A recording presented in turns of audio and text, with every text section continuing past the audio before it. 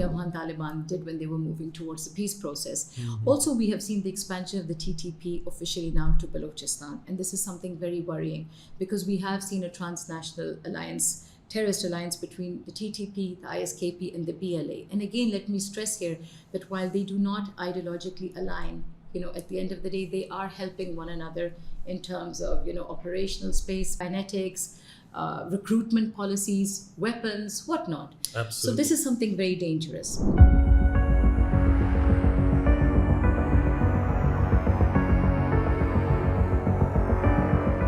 Ladies and gentlemen, welcome to another episode of Legally Speaking. I'm your host, Oves Anwer. The temperature on the Afghan issue over the last few months has gone up. And what we're seeing is attacks now expanding in other places in Pakistan as well. This was, of course, linked to Pakistan's allegations and Pakistan's statements that the TTA, or the Afghan Taliban, was really harboring the TTP. And that this became the real critical point in which relations soured. So I have with me Dr. Amina Khan, Director of the Center for Afghanistan, Middle East and Africa at the Institute of Strategic Studies, Islamabad. Thank you so much for joining me. Thank you.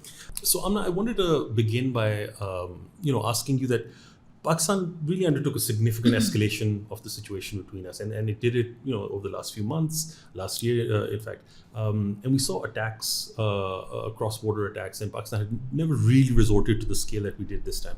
Why do you feel that this particular time the issue was transformed into such a conflagration between the two?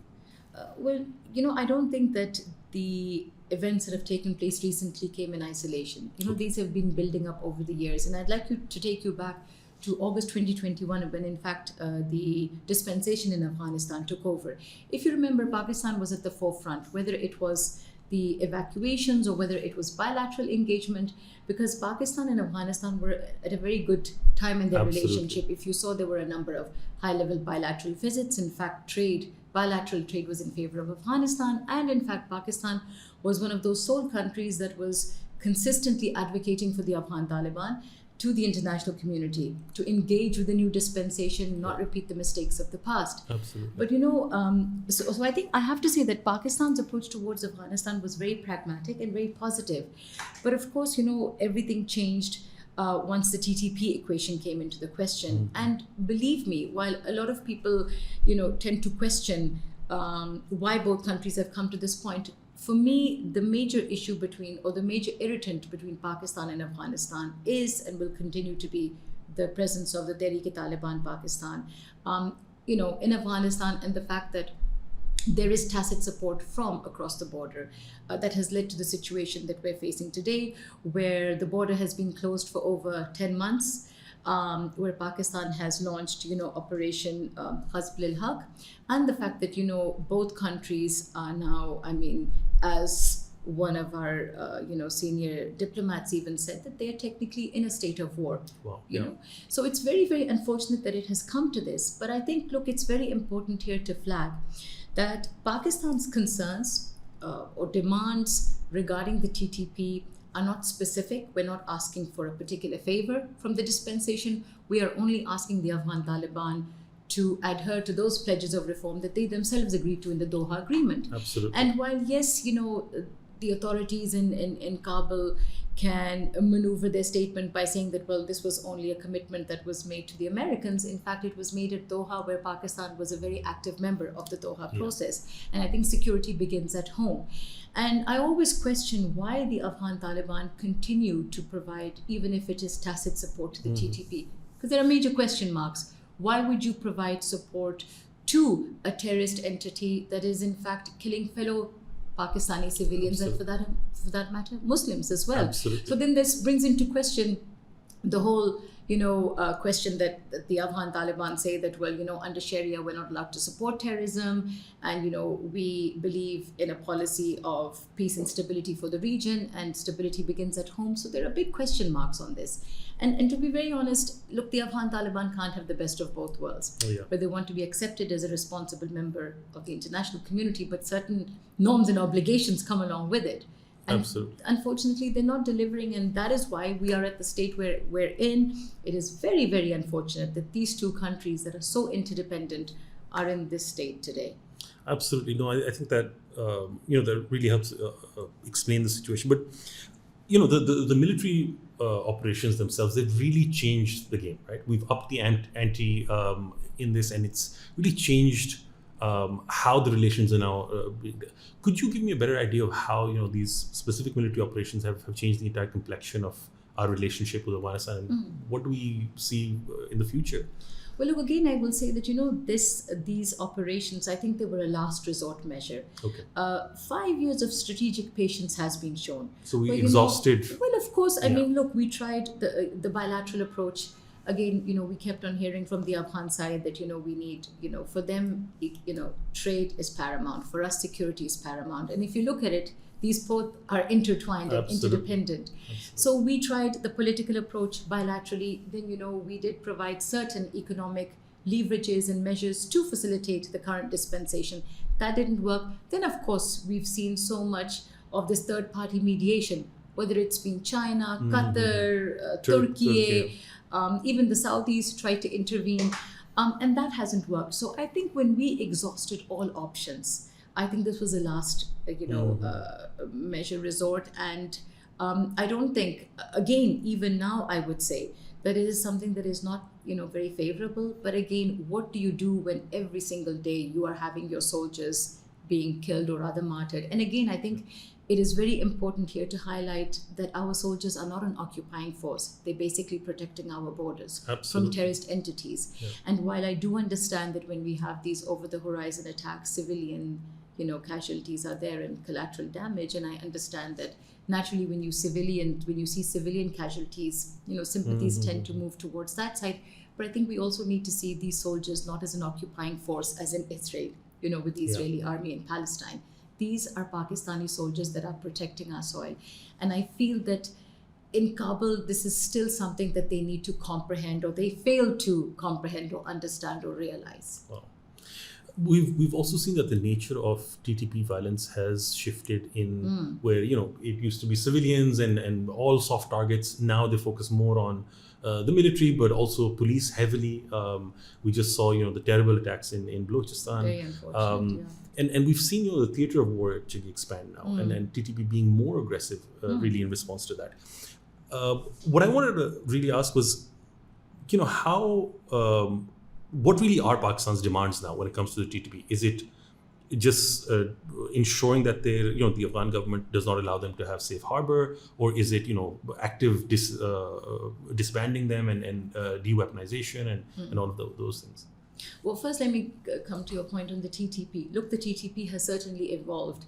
And I think the biggest danger that this region faces is this whole concept of transnational terrorism and the transnational terrorist alliances that exist. If you see, the TTP has not only upped up the ante, but the kind of, tactics it's employing, the social media, platforms that it is using, and the fact that now it's expanded its operations with other terrorist entities that it does not necessarily ideologically align with, right? I see. And so it's lowering the threshold of acceptance. Of course, and it's just, a marriage of convenience, Absolutely. Right? Because at the end of the day, your target is what the Pakistani state, Pakistan security forces. And in fact, the TTP, I do not remember the exact date, but I remember that they did give a statement soon after the Afghan Taliban took over. In fact, after the ceasefire ended between Pakistan and the TTP in November 2022, where they said that now their sole aim is to attack security forces and keep civilian casualties to a very minimum. And now they have completely stopped doing that. That is a tactic that they adopted from the Afghan Taliban, if you remember. Oh, yes. Absolutely. Because that's what the Afghan Taliban did when they were moving towards the peace process. Also, we have seen the expansion of the TTP officially now to Balochistan. And this is something very worrying, because we have seen a transnational alliance, terrorist alliance between the TTP, the ISKP, and the BLA. And again, let me stress here that while they do not ideologically align, at the end of the day, they are helping one another in terms of, operational space, kinetics, recruitment policies, weapons, whatnot. Absolutely. So this is something very dangerous. Now, again, I want to come back to the point on what Pakistan's demands are. Pakistan is simply asking the Afghan Taliban, again, I know it sounds simplistic, but in fact it is, to adhere to those pledges or promises of reform that they agreed to in Doha, which was not to allow any terrorist entity to operate from its soil. And, numerous United Nations Security Council reports and others as well have clearly stated that the TTP is not only operating from there, they have been emboldened by the return of the Afghan Taliban. And also, we hear statements from the Afghan Taliban completely dissociating themselves and this whole denial that there is no TTP presence. But again, I'll take you back. Initially, when they came into power, how do you think the Pakistani state was able to achieve a ceasefire with the TTP that lasted from June 2022 to November 2022? The good officers it was of done. the Afghan. Exactly. And then time and again, they have offered to negotiate between us. They have, in fact, time and again offered to relocate the TTP to other provinces of Afghanistan, which again is a non-starter, because even if you relocate them, they're still going to do what they want to do. And in fact, we have even heard certain elements from within the dispensation saying that maybe it's time to recognize the TTP as a political entity, which is completely unacceptable. Yeah, I mean... there's no debate about it. And if there is a debate, that of course the political, stakeholders have to decide. It is the prerogative of the Pakistani state to do. Absolutely. We certainly cannot be dictated upon, and we cannot give, I think, the same level of recognition that maybe the de facto recognition that the world has given to the Afghan Taliban, to equate that with the TTP. Because again, while I'm not justifying it, but the Afghan Taliban's rationale was the withdrawal of foreign forces and the enforcement of Sharia. The TTP, they keep on changing their goalposts. If you remember, initially it was, we're against the state of Pakistan because they're a part of the so-called war on terror. Which is now ended. Exactly. Yeah. Then they said they want the enforcement of Sharia. What kind of Sharia? And the locals do not support these groups. Exactly. There is no public support for them. Then it was, we're against the state because we want the reversal of the whole erstwhile Fatah issue. Exactly, yes. Now the latest one, after these the operation started, was that we are against the state of Pakistan because they're attacking the Afghan Taliban. So how do you take such an entity seriously? Absolutely. So they cannot be equated. Yes, certainly there's a lot of ideological connections between the two, but I think the Afghan Taliban are doing a great injustice to themselves by associating themselves with the TTP. And I always say that, honestly, Oves, it's a matter of time before the TTP turn against the Afghan Taliban. Well, and when and if that happens, and that eventually will happen. Because if we go back to the history of the ISKP, majority of the top leadership of the ISKP within this region have been former TTP members. Wow. This will eventually So it's happen. already started? It started back in 2015, Okay. Where, by the way, a number of Taliban commanders have been killed by the ISKP. Yeah, and remember, absolutely. those ISKP members were former TTP. Yeah. This will eventually happen. And why the Afghan Taliban have been given a chance now to rule Afghanistan? Yes, they've been doing it, nearly for the past 6 years. But if they actually want to be a legitimate part of the long-term future of Afghanistan, they cannot keep on associating themselves with such elements. Absolutely. And you know what's really disappointing is that I think they've squandered the goodwill that they had with Pakistan. Certainly. This was 2021, the fall of Kabul, if whatever they call it, or the liberation of Kabul, according to the other side. How you look your at perspective. it. Really was a point where Afghan-Pakistan relations could have changed. We could have been their advocate in the global community because they had no agency. To be very honest, I think we were. And again, I will go back to the fact that a lot, by the way, the regional countries, in our private conversations, they always tell us that it was Pakistan that encouraged us and introduced us to the Afghan Taliban to engage with them and, not make the people of Afghanistan suffer, engage, let there be trade, connectivity. And I was just thinking that, the only entity that actually benefits from this current Pakistan-Afghanistan, negative trajectory is in fact the TTP. Yeah, that's very true. That is the only group that, actually benefits, and then of course by de facto other, terrorist entities within the region.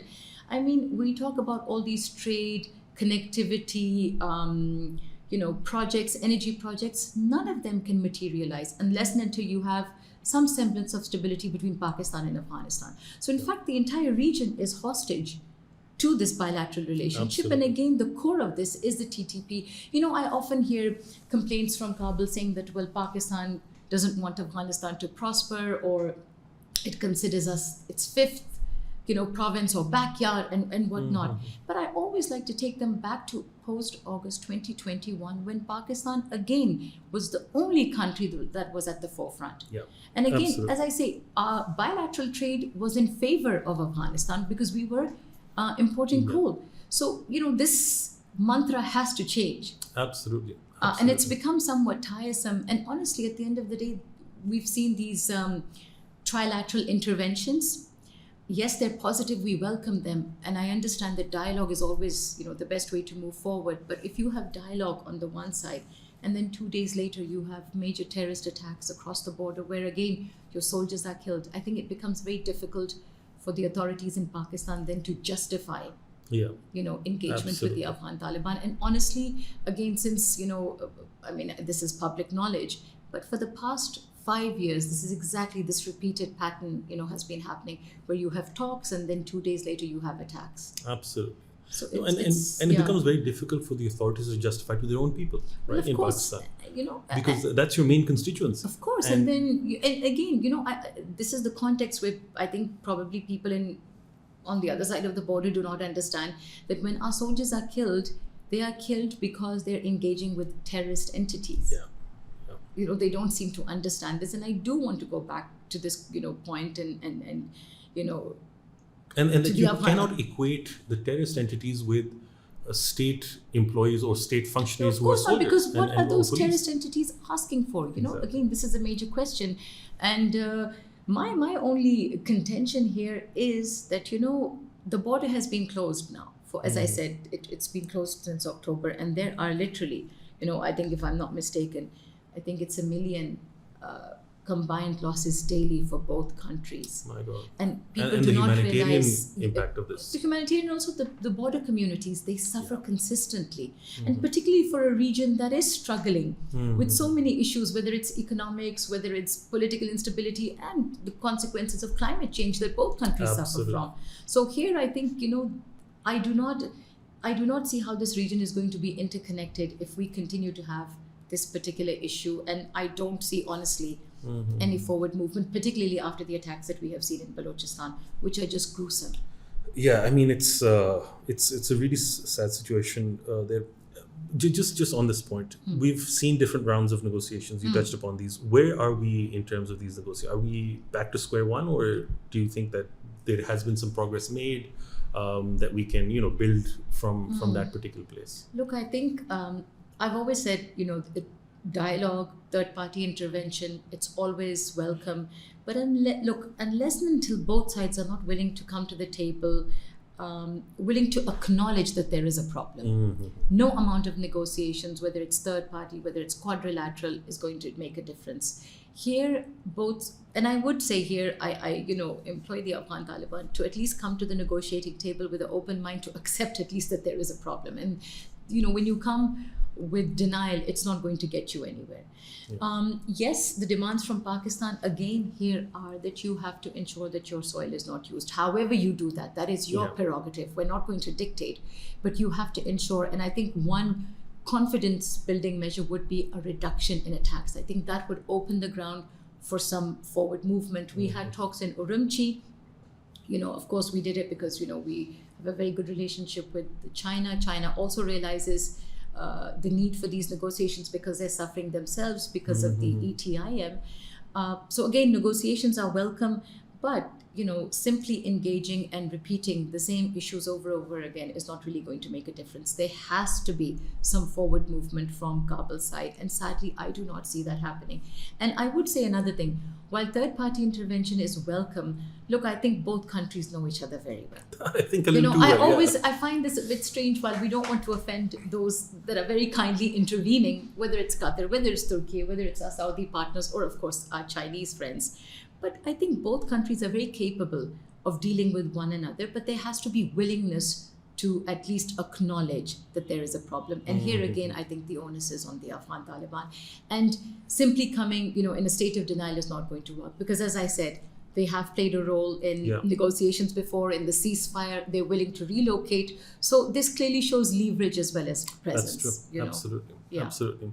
Coming to this part, we know that, the Taliban is not or the Afghan Taliban is not single monolithic entity. It has factions within it.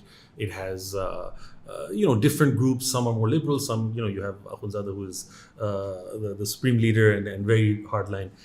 Do you feel that there are fractionalization of the Taliban? Is that even a possibility? Do you think that there is, or do you think that so far they've resisted sanctions, they've resisted everything, and they're going to maintain this?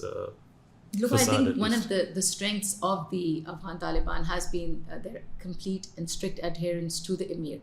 Certainly there are differences and divergences, but that doesn't mean that the group is going to collapse. And I personally feel, and we, by the way, started hearing this back, I think 3-4 years ago, that there are different. Yes, of course, they've had differences over policy matters, particularly over, women's rights to education. We saw, Abbas Tanakzai now, who's completely, sidelined. And of course, you've had Mullah Yaqub and Haqqanis also talk about this. But I don't think that these differences and divisions are so strong that they're going to divide the group. And look, I think the group has fought too hard and too long to jeopardize what they have right now. So the differences will be there, but I don't think it's at a breaking point. At least this is my opinion.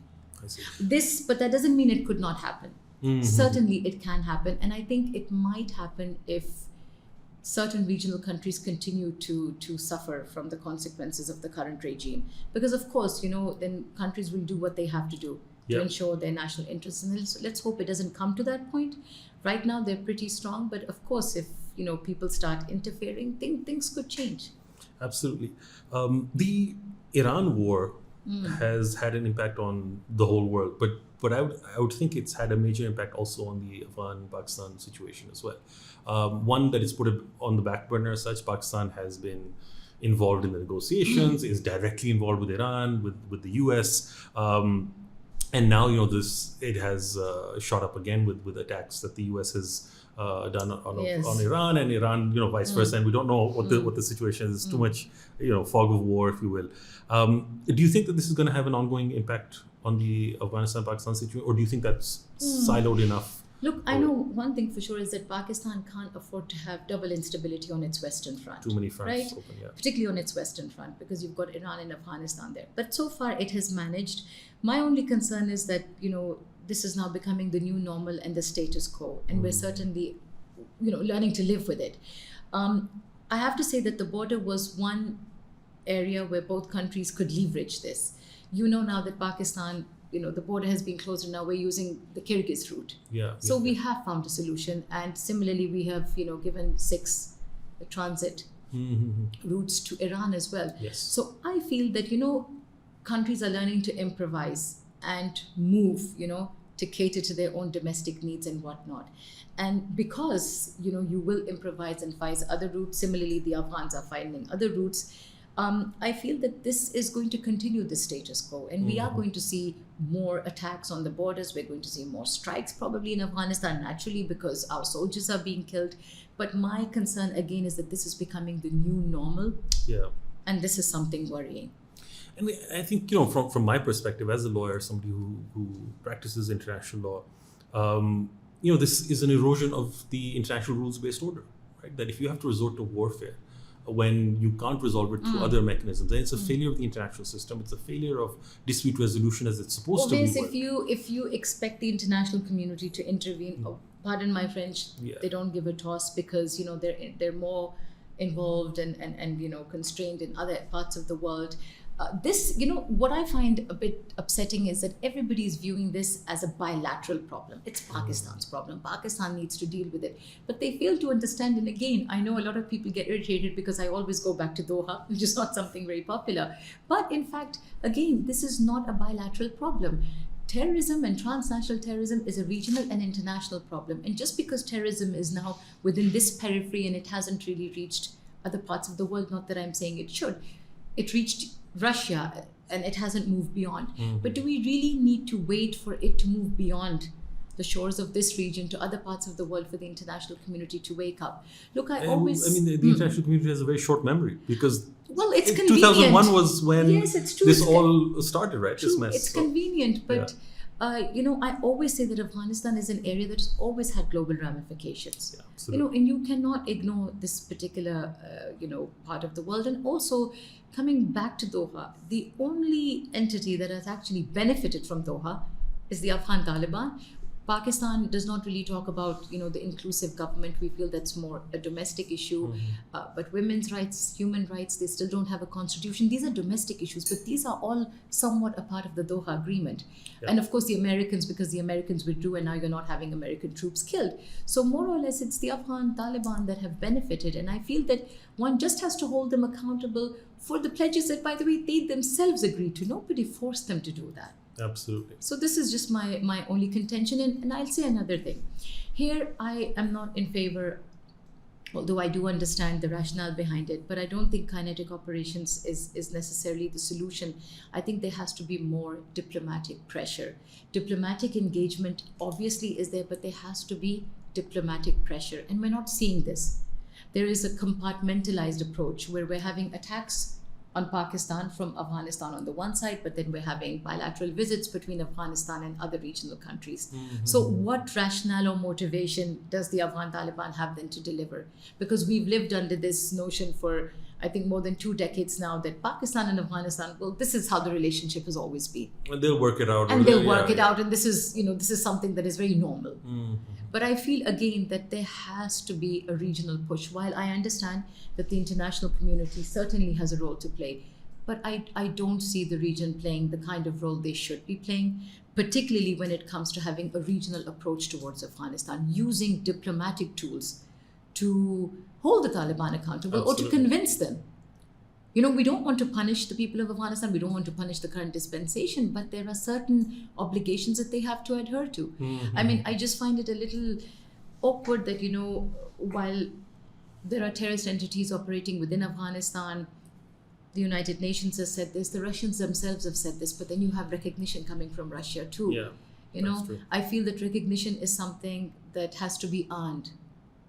And again, there has to be more of a regional push and framework, which we're sadly just not seeing. Yeah, and just on this particular point, what do you think it'll actually finally take for the Afghan Taliban to say abandon TTP? Do you think it's more economic pressure, more diplomatic engagement, or is it the hard military Look, option? I'm going to say something here. I do understand the limitations that the Afghan Taliban have. The concerns they have that if they do go after the TTP, of course there's going to be ramifications. One of them is them joining other terrorist entities, i.e. More violence in ISKP, Afghanistan. Yeah. and it's going to undermine, obviously, their rule and whatnot. But look, this is a difficult decision that the Afghan Taliban have to take. What is more beneficial for them? Having a stable, interconnected region where you have trade, where you have connectivity, or do you want to still invest in these very temporary, proxies or relationships? What is more beneficial for them? And this is a decision that the Afghan Taliban have to take. And what is it going to take? I think it's going to take a regional framework and a regional approach to engage with the Afghan Taliban and simply put it to them. Look, if you want, because let's be very honest, the Afghan Taliban cannot survive if they do not have regional engagement. So what if the region goes up to them? And I know this sounds simplistic, but to say we're not going to engage unless and until you address the counterterrorism issue. And again, terrorist attack on Pakistan is considered as a terrorist attack on the region. You cannot differentiate, you cannot compartmentalize, you cannot prioritize that you're addressing ISKP concerns because you want to appease certain members of the international community, but you're not addressing, say, ETIM, TTP, IMU, blah, and the list goes on. There can't be this compartmentalized approach. And I really 100% agree with this, because once you have a regional framework, you can also have support that the region can give you in fighting this. And we are willing, of course, like as I said, we understand the limitations that the Afghan Taliban have and the ramifications and the consequences that not only the Afghan Taliban but the region will face. But if you have a more regionally coordinated approach, which is not just limited to the humanitarian crisis, which we've seen, for its political, economic, security, intelligence, they can work together. Yeah. And fight this menace that honestly is taking over the region. And for me, it is so concerning because, we've seen tactics like female suicide bombers that we've never seen in this part of the That's world. very true. Now, these tactics are being adopted. And while we're not really seeing this now, eventually it will come to light. Then what will happen? And I always say that, I think the Afghan Taliban have always underestimated their relationship with Pakistan. This is such an interdependent relationship. It's not like the Iran-Afghanistan relationship. No, it's very... Because the expectations from both sides are so high. Absolutely. It's because of the interdependence. So I really feel that more work has to be done. Absolutely. And I really think that's where a lot of the disappointment also comes in, right? They're brotherly people, we support each other for so long. And this brings me back to the last conversation you and I had when we talked about the intertwined, Hamid Karzai always talks about it, and it is a very difficult relationship, and that is why I think both countries need to accept, maybe we need to move beyond these jargons of brotherhood and actually accept each other as two very sovereign and very independent countries that have to live with one another and respect each other and work towards workable ties. And here I always say, create economic interdependence, because when money is involved, when there's economics, it does reduce the chances of conflict. And when you have these regional connectivity projects, whether they're trade or energy products, there's third party involvement. Yeah. And again, this also then helps reduce the chances of conflict because you have other parties involved, be it through CPEC or the Trans-Afghan Rail through Afghanistan or Karek or Kazakhstan, the list goes on. Absolutely. So I think it is very much there, it is doable. Honestly, it's not so difficult. It's become difficult because now the question of egos is there. That's true. Amna, thank you so much for joining me. Thank you. Ladies and gentlemen, this is all we have for today's episode. If you've been watching this on television, this is a shortened version of our episode. To get the full version, please go to DawnNews English's YouTube channel. Thank you.